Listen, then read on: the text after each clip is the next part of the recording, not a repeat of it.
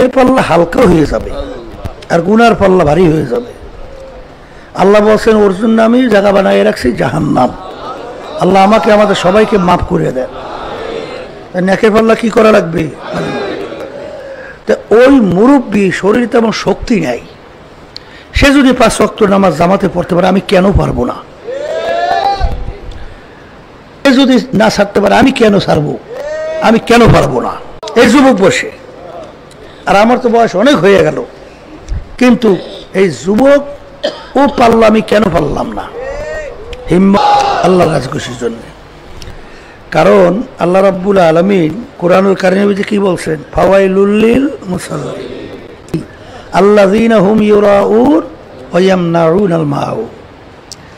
যারা মানুষকে দেখাবার জন্য নামাজ পড়বে, মানুষ তখন তার ইবাদতটা কত সুন্দর হয়। আবার অনেক সময় দেখা যায় গোপনে নামাজ পড়ে, তখন ঠিকমতো তাসবিহ উচ্চারণকে আদায়ও করে না। কি পড়ছে? বড় ধোকাবাজ। উচ্চারণের মুখ ভাঙ্গে যাওয়ার উপক্রম, ঠিক না? কলকলা করে তো মনে হয় মুখ ভাঙ্গে যাবে। আর একালিপের 3-4 লিপ টাইমটাও শেষ করে না, মানুষ শুনতে আছে। কথা ঠিক না? আর যখন নিজে গোপনে তেলাওয়াত করে, তখন ঠিক মতো অক্ষর উচ্চারণ হয় না, হরফ উচ্চারণ হয় না। এইটা রিয়া। এটা কি? এই মুসল্লির জন্যই জাহান্নাম।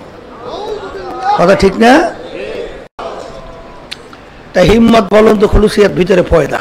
আল্লাহর ফজল কর্মে যারা এই সবক ঠিক মতো ধরতে পারছে, তারা দিনের দিন মুহূর্তে মুহূর্তে আল্লাহ রাব্বুল আলামিন কামিয়াব করতেছে।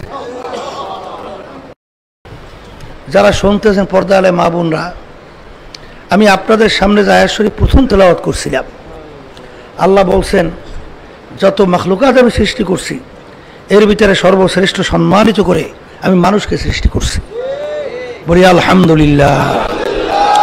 তাহলে আমরা যারা মানুষ, সৃষ্টির সেরা, ঠিক না? এটা শোনার পরে আমাদের তো ভালোই লাগে। অন্য আয়াতে কিন্তু বলছেন উলাইকা কাল আনআম খায়রুল বারিয়া। এক শ্রেণী মানুষ, আশরাফুল মাখলুকাত হিসেবে আমি ওদেরকে বানাইছি, কিন্তু ওই মানুষগুলো চতুষ্পায়ও জানো খারাপ।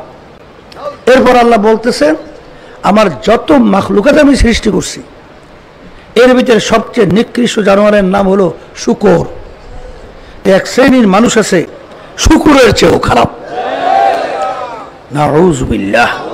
কে বলছেন? কে বলছেন? এখন কোন মানুষ শ্রেষ্ঠ আর কোন মানুষ নিকৃষ্ট? শ্রেষ্ঠ মানুষ হয়েই তো আমাদের দুনিয়া থেকে বিদায় নিয়ে কবরে যায়।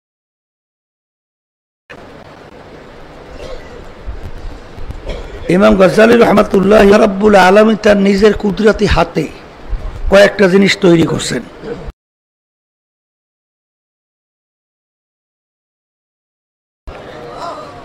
এই মানুষের চেহারা আল্লাহ রাব্বুল আলামিন